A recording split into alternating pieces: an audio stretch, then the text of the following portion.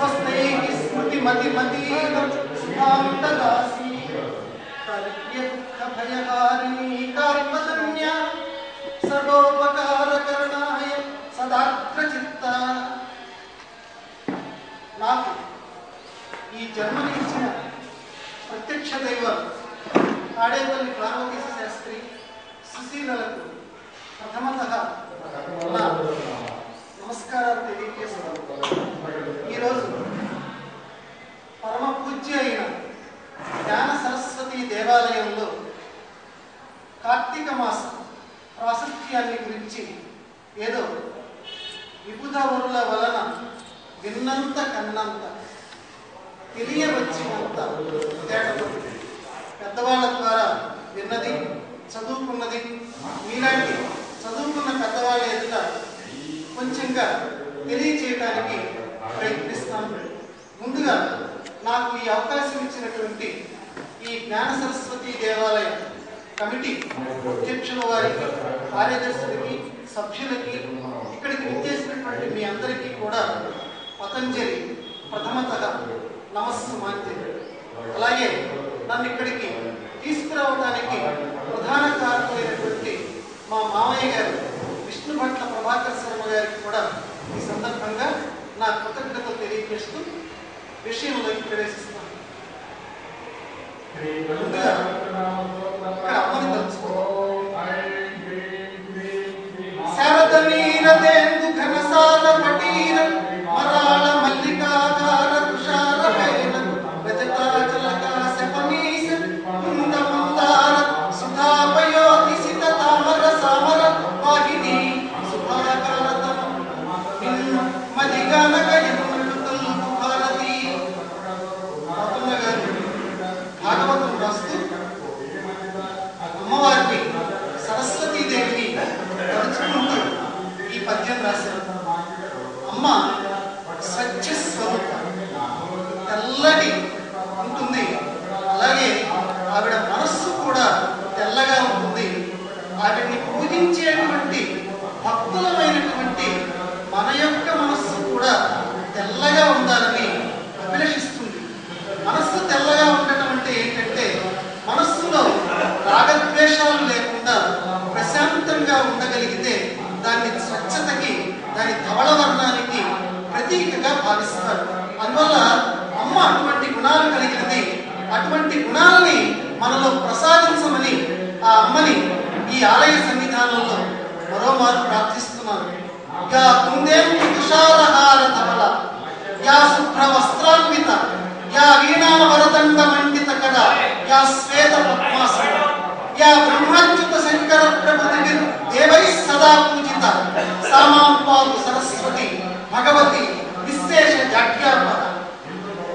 అమ్మని ఒక సంస్కృత శ్లోకకారుడు ఎలా ప్రార్థించాడంటే, అమ్మా నిన్ను ప్రార్థిస్తే మాలో ఉన్నటువంటి జాడ్యం పోవాలి తల్లి అన్నాడు. జాడ్యం అంటే ఒక పని ఈ సమయంలో మనం చెయ్యాలి అని అనుకుంటాం. ఆ సమయానికి అన్నీ ఉంటాయి, కడుపు నిండుగానే ఉంటుంది, ఎందుకో లేవబుద్ధి, ఏం చేద్దాం లేవా అని అనిపిస్తుంది.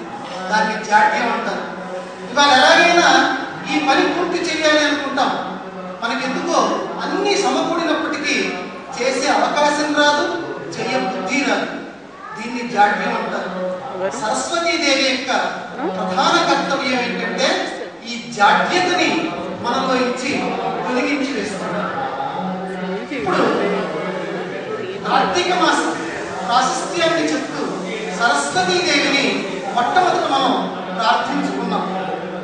ఒక్క సందేహం హిందువులైనటువంటి మనందరినీ పట్టి పిడుస్తూ ఉంటుంది. ఇంతమంది దేవుళ్ళు ఎందుకు? మిగతా మతాలకైతే ఏదో ఒక దేవుడు ఉన్నాడు కదా, ఇక్కడ ప్రత్యేకంగా ఇంతమంది దేవుడు. గాయత్రీ దేవి అంటున్నాం, సరస్వతీ దేవి అంటున్నాం, లక్ష్మీదేవి అంటున్నాం, ఈ కార్తీక మాసంలో శివుడు అంటున్నాం, విష్ణు అంటున్నాం, మళ్ళీ దసరాలకు వచ్చేసరికి అమ్మవారు అంటున్నాం. ఏంటయ్యా ఇంతమంది దేవతలు ఏంటి? మనం ప్రతి దగ్గరికి వెళ్తున్నాం, ప్రతి గుడి దగ్గర మన శిరస్సు పొంచుతున్నాం, నమస్కరిస్తున్నాం. అంటే దీనికి పెద్దలు మనల్ని ఒక ప్రభుత్వం పరిపాలిస్తుందయ్యా. ప్రభుత్వంలో కలెక్టర్ గారు ఉంటారు, ఎంఆర్ఓ గారు ఉంటారు, పిఆర్ఓ గారు ఉంటారు, ఇంకా తదితర శాఖల వాళ్ళందరూ ఉంటారు. ఏ పని ఎవరి దగ్గర కావాలంటే వాళ్ళ దగ్గరికి మనం వెళ్ళాలి. కలెక్టర్ గారి దగ్గరికి వెళ్ళవలసి వచ్చిన సందర్భంలో కలెక్టర్ గారి దగ్గరికి వెళ్ళాలి. ఎంఆర్ఓ గారి దగ్గరికి వెళ్ళవలసిన సందర్భంలో ఎంఆర్ఓ గారి దగ్గరికి వెళ్ళాలి. అలాగే ఏదైనా సర్టిఫికెట్లు కావాలంటే ఈఆర్ఓ గారి దగ్గరికి వెళ్ళాలి.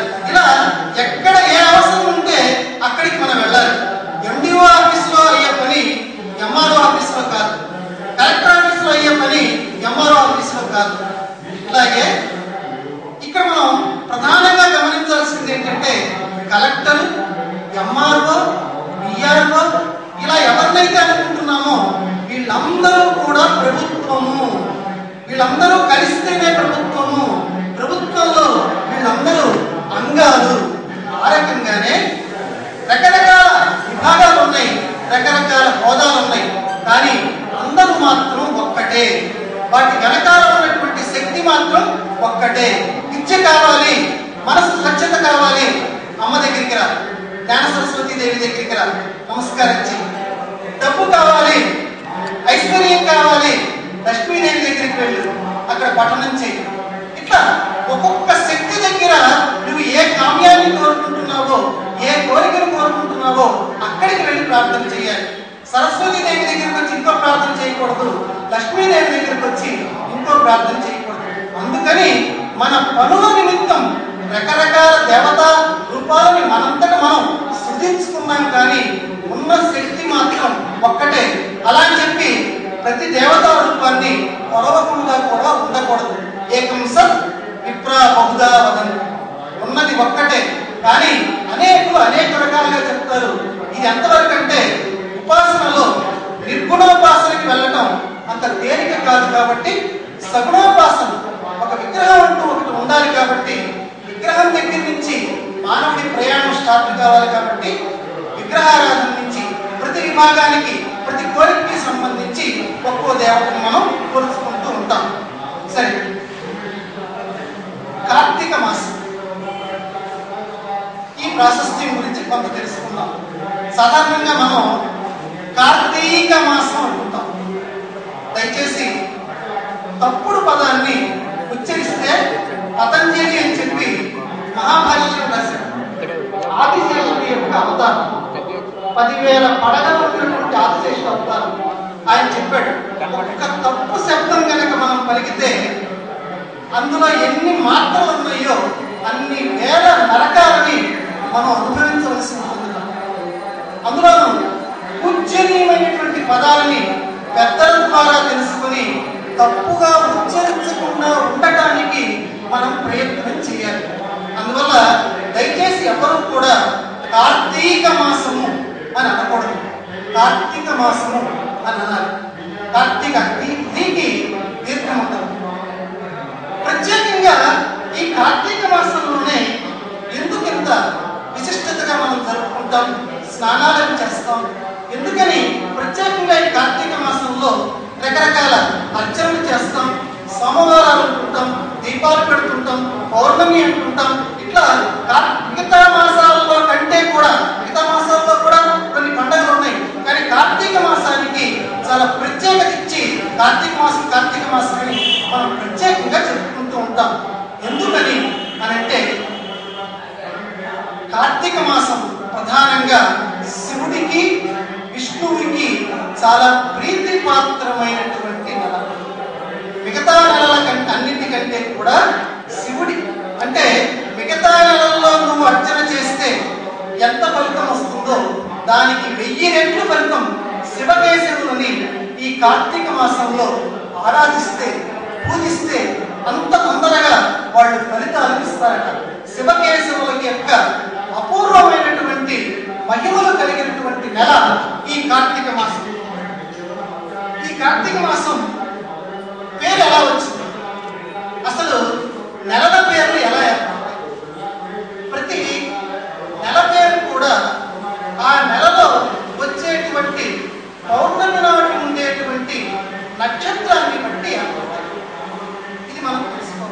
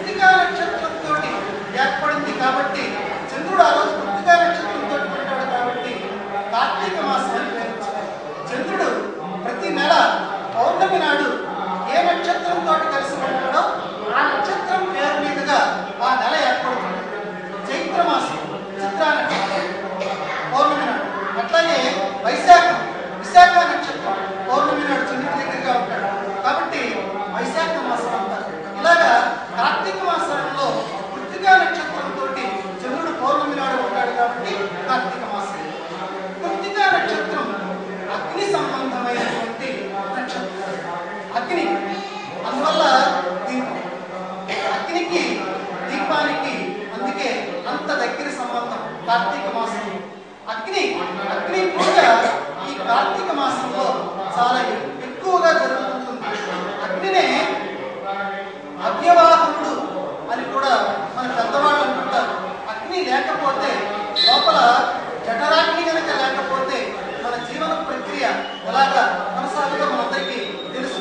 అలాగే జీవన శైలిలో కూడా అగ్ని లేకపోతే మన జీవన వ్యవహారం గడవదు. అటువంటి విశిష్టమైనటువంటి అగ్నిదేవుడు కొలవబడేటువంటి రోజు, కొలవబడేటువంటి మాసం ఈ కార్తీక మాసం. అగ్ని ఎంత గొప్పదంటే, సంధ్యావందనం ఎంత గొప్పదో పెద్దలని మీ అందరికీ నేను చెప్పక్కర్లేదు. ఇదివరకటి రోజుల్లో అగ్ని ఆరాధన ఇళ్లల్లో ఉండేది. ఇప్పుడు కూడా ఏదైనా ఇంటికి సంబంధించిన పండుగలో ఏదైనా వస్తే కొంచెం అగ్ని ఆరాధన మనం చేస్తున్నాం. కానీ వరకు నిత్యాగ్ని హోత్రి అనేవాడు. అగ్నికి ఎంత నువ్వు పూజ చేస్తే, ఒక చిన్న విషయం చెప్తాను. మను చరిత్ర అని ఒక గొప్ప ప్రబంధం ఉంది. ఆ ప్రబంధంలో ప్రవరుడు అనేటువంటి వాడు వరూధిని అనేటువంటి ఒక స్త్రీ నుంచి తప్పించుకొని ఇంటికి రావడానికి వాడి దగ్గర ఎటువంటి సౌకర్యం వాడి దగ్గర లేదు. అప్పుడు ఏ వాహనము వాడి దగ్గర లేదు. అప్పుడు ప్రవరుడు అగ్నిదేవుడిని పిలిచాడు. అందుకని మీకు ప్రధానంగా చెప్తున్నాను, విషపట్కము నీ ముఖమున కృత్తింకాంశ నీసుగా స్తవములు సేవిస్తూ అగ్నిదేవుడిని ఇలా ప్రార్థించాడు. రోజు ఆయన సంధ్యావందనం చేసేవాడు కాబట్టి ఎవరైతే సంధ్యావందనం చేస్తారో వాళ్ళకి అగ్నిదేవుడు పిలిస్తే పలుకుతాడు, అంతగా రక్షిస్తాడు.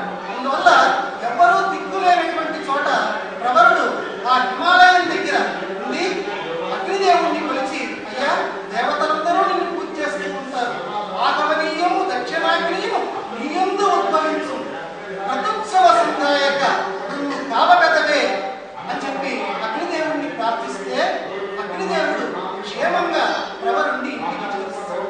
అందువల్ల అగ్నియారాధన, అగ్నికి సంబంధించినటువంటి పూజ ఈ కార్తీక మాసంలో విశేషంగా జరుగుతుంటుంది. అందుకే దీపారాధన ఎంత బాగా జరుగుతుంటే అగ్ని ఆరాధన అంత బాగా జరుగుతుంది. అగ్నిదేవుడు అంతగా సంతోషించి మనకి శాంతిని కలిగిస్తూ ఉంటాడు. ఇక కార్తీక మాసంలో మిగతా నెలల్లో దీపం అని చెప్పి మనం, కానీ ఒక కార్తీక మాసానికి వచ్చేసరికి విశిష్టత ఏంటంటే చైత్ర దీపం, వైశాఖ దీపం. చూడండి, మిగతా నెలల్లో కూడా మనమే కదండి. ఇప్పుడు మనం చైత్ర దీపం అనం, వైశాఖ దీపం అనం, ఒక్క కార్తీక దీపం అని మాత్రమే అంటాం. మిగతా మాసాలతోటి దీప పదాన్ని కలిపి అనటం ఈ సంస్కృతిలో లేదు. ఒక్క కార్తీక మాసానికే, అంటే మిగతా నెలల్లో కూడా దీపారాధన చేస్తాం, అది వేరే విషయం. కానీ కార్తీక దీపారాధన అంత గొప్పది. ఇక కార్తీక సోమవారం, మిగతా సోమవారాలన్నీ ఒక ఎత్తు, కార్తీక సోమవారం ఒక ఎత్తు. సోమవారం, సోముడు అంటే చంద్రుడు, చంద్రుడికి సంబంధించినటువంటి వారం సోమవారం. చంద్రమా మనసో జాతః, శృతి చెప్తోంది, వేదం చెప్తోంది. చంద్రమా మనసో జాతః, చంద్రుడు మనస్సులో జాతకు ఉద్భవిస్తాడు. చంద్రుడు మనస్సులో పుడతాడట. అంటే మనస్సంబంధకారకుడైనటువంటి వాడు చంద్రుడు. మనస్సు సరిగ్గా ఉండాలంటే ఈ కార్తీక సోమవారంలో చక్కగా శివకేశవారాధన మనం భక్తి ప్రపత్తులతో చేయాలి. మనస్సు సరిగ్గా ఉండటం ఏంటండి అంటే, మనస్సు సరిగ్గా ఉంటేనే మిగతా వ్యవహారాలన్నీ సరిగ్గా ఉంటాయి. నడిపేటువంటి వాడు సరిగ్గా ఉంటేనే ఆ పక్కన కూర్చున్న వాళ్ళు, వెనకాల కూర్చున్న వాళ్ళు క్షేమంగా వెళ్తారు. మన శరీరంలో మనస్సు అనేటువంటి ఇంద్రియం సరిగ్గా ఉంటేనే మిగతా ఇంద్రియాలన్నీ దాని అధీనంలో ఉంటేనే ఈ శరీరం బాగుపడుతుంది. కన్ను చూసిన దాన్నల్లా కావాలంటుంది. నాలిక కంటికి ఏది ఇష్టమవుతుందో నాలిక దాన్ని తిను అని ఆ ఇంద్రియం మనల్ని ప్రోత్సహిస్తూ ఉంటుంది. ఇలాగే ప్రతి ఇంద్రియం కూడా ఇంకా ఇంకా ఇంకా అని కోరుకుంటుంది. వీటన్ని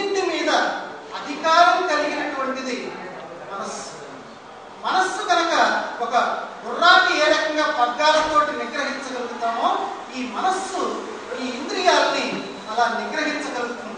ఎప్పుడు నువ్వు కార్తీక సోమవారాల్లో చంద్రారాధన శివకేశవారాధన నువ్వు చేస్తే అప్పుడు నీ మనస్సుకి నిగ్రహం ఏర్పడుతుందయ్యా. నీ మనస్సుకి నిగ్రహం ఏర్పడుతుంది కాబట్టి నువ్వు కార్తీక సోమవారం నాడు తప్పనిసరిగా ఉపవాసం ఉండి ఆరాధన చెయ్యి అని పెద్దవాళ్ళు చెప్పారు. అందులోనూ కార్తీక మాసంలో సోమవారం నాడు నీకు విశిష్టమైనటువంటి ఫలితం వస్తుంది. ఏమయ్యా మాకు రాకపోతే వచ్చేటువంటి నష్టం ఏమిటి అంటే, మనస్సు మీద మాకు నిగ్రహం లేకపోతే వచ్చేటువంటి నష్టం ఏమిటంటే అది అనుభవించిన నాడు అది ప్రతి వాళ్ళకి తెలుస్తుంది. కాబట్టి మొట్టమొదట మనస్సు మీద అధికారాన్ని సంపాదిస్తుంది ఈ కార్తీక మాసంలో ఉన్నటువంటి సోమవారం. ఎందుకంటే చంద్రుడు శివుడి యొక్క శిరోభూషణం, నెత్తి మీద ఉన్నటువంటి వాడు. నెత్తి మీద పెట్టుకున్నాడు అని అంటే ఎంతో గొప్ప విలువ ఉంటేనే, ఎంతో గొప్ప సుగుణాలు ఉంటేనే నెత్తి మీద పెట్టుకుంటాం. కాబట్టి చంద్రుడిని నెత్తి మీద పెట్టుకున్నాడు. తద్వారా శివుడు ఈ కార్తీక మాసంలో ఏమని తెలియజేస్తున్నాడంటే, ఎవడైతే మనస్సుని నిగ్రహించుకొని ఉంటాడో, చంద్ర సంబంధమైనటువంటి మనస్సుని నిగ్రహించుకొని ఉంటాడో వాడి నెత్తి మీద పెట్టుకుంటాడు.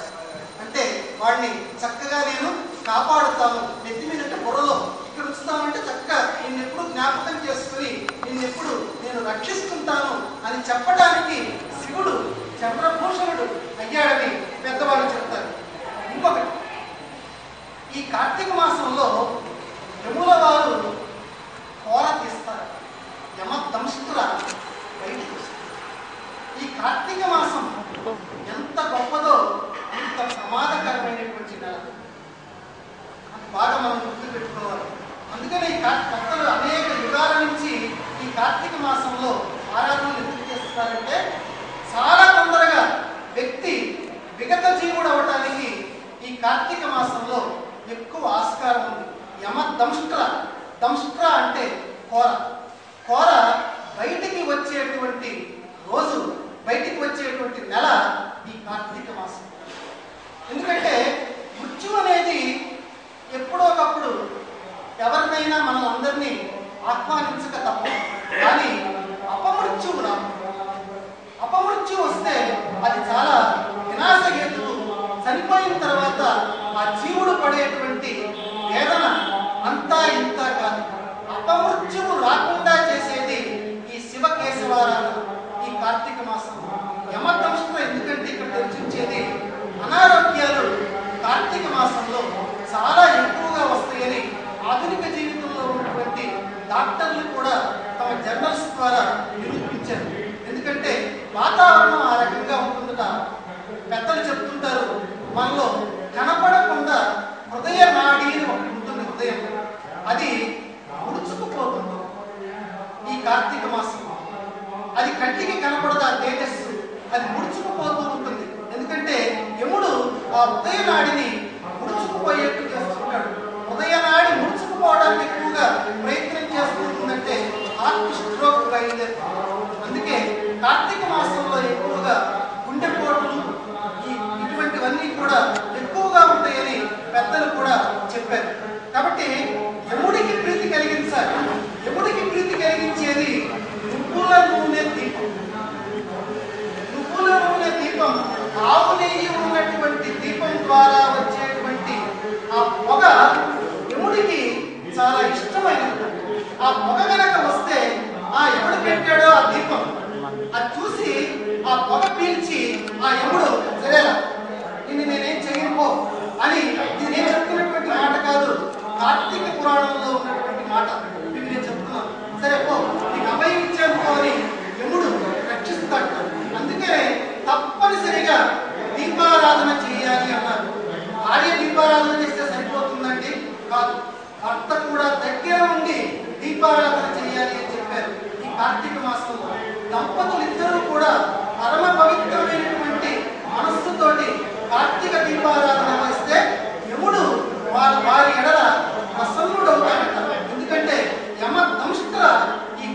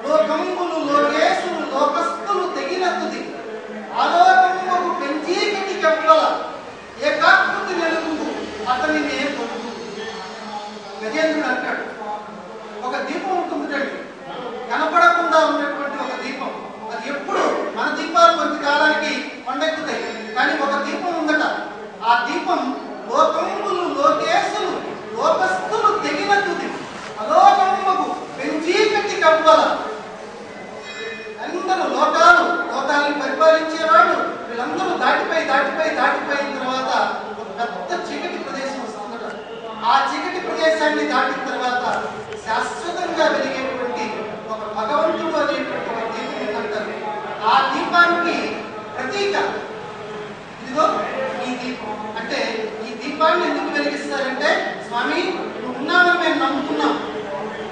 ఆ దీపపు కాంతి మా ఆత్మకాంతి, ఆత్మ కూడా దీపమే అంటారు.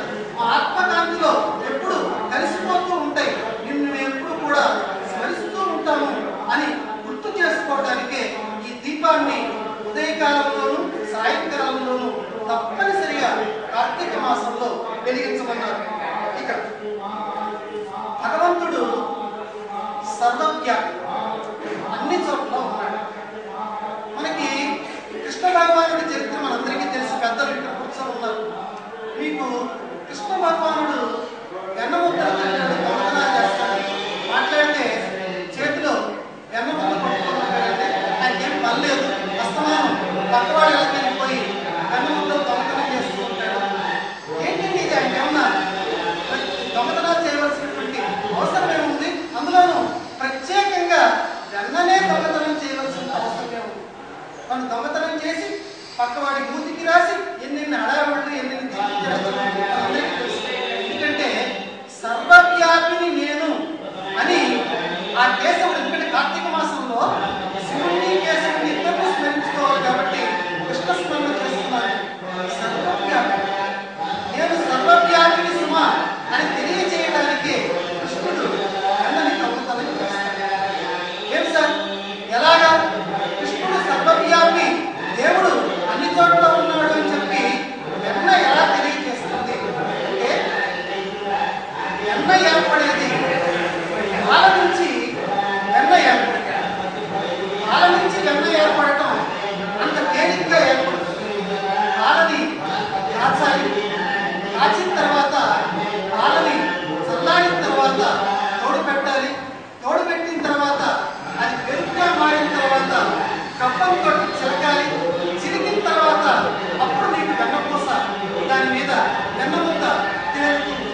అంటే పాలల్లో వెన్నముద్ద ఉందా లేదా అంటే చూస్తే మనం వెంటనే పాలల్లో వెన్నముద్ద ఉందా అంటే ఎలా ఉందయ్యా, పాలల్లో నాకు ఎక్కడ కనిపించడం లేదయ్యా అని మనం అనొచ్చు.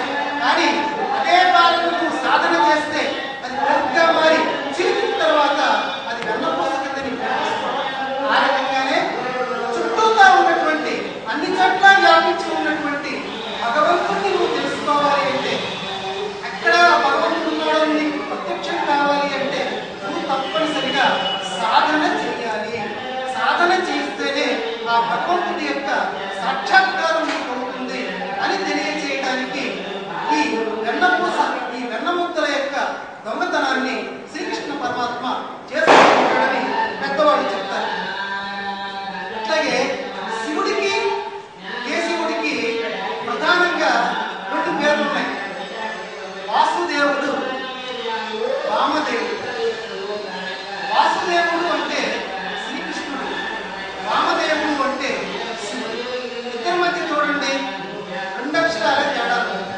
ఇక్కడ వాసుదేవుడు సు, అక్కడ వామదేవుడు, ఇక్కడ సు, అక్కడ మా. ఇద్దరి మధ్య సుమభేదమే కానీ, అంటే కుల భేదమే కానీ, అక్కడ నిర్వాహ్యం చేస్తాం స్వామివారి పరిస్థితి వేరే సుమభేదమే కానీ ఫలభేదం లేదు. ఇద్దరు ఇచ్చేటువంటి ఫలితాల్లో మాత్రం ఎక్కడ తేడా ఉండదు. వాసుదేవుడు వామదేవుడు ఇద్దరు కూడా ఒకటి. ఇక కార్తీక పురాణంలో ప్రధానమైనటువంటి కథలు అనేక ఉన్నప్పటికీ ఇక్కడ పురాణ శ్రవణం కార్తీక మాసంలో పరమ పవిత్రమైనటువంటిది. అందువల్ల వీలున్నప్పుడల్లా వాటిని చదవటం మంచిది. స్కాంద పురాణం నుంచి కార్తీక పురాణాన్ని వ్యాస భగవానుడు ఈ లోకానికి అందించాడు. చాలా సంతోషం. కాలభైరవుడి యొక్క ఆగమం మీకు చెప్పాను. చనిపోయిన తర్వాత కండి దాని ప్రసక్తి వచ్చింది కాబట్టి చెప్తున్నాను. కాలభైరవుడు చనిపోయిన తర్వాత 6 ముఖాలు ఉన్నటువంటి కాలభైరవుడు మీదకి దూకుతాడు. జీవుడి మీదకి కార్తీక మాసానికి దానికి ఎటువంటి సంబంధమో చెప్తున్నాను. 6 ముఖాలు కలిగినటువంటి పెద్ద ఎత్తు కలిగినటువంటి కాలభైరవుడు చనిపోయిన తర్వాత జీవుడి మీద పడతాట. జీవుడు వెంబేలెత్తుతాడు. ఎందుకంటే మామూలు సూక్తం మన దగ్గరికి వస్తేనే దౌడు తీస్తాం, పరుగులు తీస్తాం. అటువంటిది 6 ముఖాలు కలిగినటువంటి కాలభైరవుడు మీదకి దూకుతుంటే ఆ జీవుడు విపరీతమైనటువంటి పరుగు తీసి యమద్వారం ఇక చుట్టూతో ఎక్కడ దారి లేదు, యమద్వారం దగ్గరికి వెళ్ళిపోతాట. ఆ వాటిని కూడా వెళ్ళిపోయి ఎన్ని నరకాలు పడాలో అన్ని నరకాలు తన పాపాలకు తగినట్లుగా అనుభవిస్తాడు యమద్వారం వెళ్ళిపోయి. కాబట్టి కాలభైరవుడు ప్రతివాడి వెంబడి పడతాట, కానీ ఒక్కరి వెంబడి పడ్డన్నారు. ఈ కార్తీక మాసంలో ఇంత విశిష్టత అందుకనే చెప్తున్నాం. ఈ కార్తీక మాసంలో ఎవరు జ్వాలాతోరణం అని చెప్పి కార్తీక పౌర్ణమి నాడు తప్పనిసరి ఈ ఏడాది ఒకవేళ ఎవరైనా అటువంటి పని చేయకుండా ఉన్నట్లయితే దయచేసి వచ్చే ఏడాది కార్తీక పౌర్ణమి నాడు మాత్రమే చేయమని ఆ పని. కార్తీక పౌర్ణమి నాడు జ్వాలాతోరణం అని కడతారు. ఆ జ్వాలాతోరణం అంటే గట్టిని తీసుకొచ్చి ఒక ద్వారం మోడల్లో ఇలా కడతారు. అది మండుతూ ఉంటే దాని కిందగా శివుడికి సంబంధించినటువంటి వాహనాన్ని తీసుకువెళ్తూ ఆ వెనక్గా మనం కూడా వెళుతూ ఉంటే ఎవరైతే ఆ జ్వాలాతోరణం కింద నుంచి వెళ్తారో ఆ మసి ఎవరైతే ఒంటి మీద పడుతుందో వాడి వెంబడి కాలభైరవుడు. అందువల్ల జ్వాలాతోరణం అందుకని కార్తీక మాసం అంత విశిష్టత కలిగిందంటారు. జ్వాలాతోరణం నుంచి తప్పనిసరిగా ప్రతి జీవుడు కూడా వెళ్ళవలసిందే అని. ఎందుకంటే ఎవడైతే ఈ తోరణం నుంచి వెళ్లకుండా వెళ్తాడో వాడు యముడి యొక్క ద్వార తోరణాన్ని చూడటాడు, వాడికి స్వర్గ ప్రాప్తి. ఎందుకంటే అక్కడికి వెళ్ళాడా అని చెప్పి లెక్క పెట్టుకుంటారట, వీడికి నరక ప్రాప్తి లేకుండా చేస్తారు.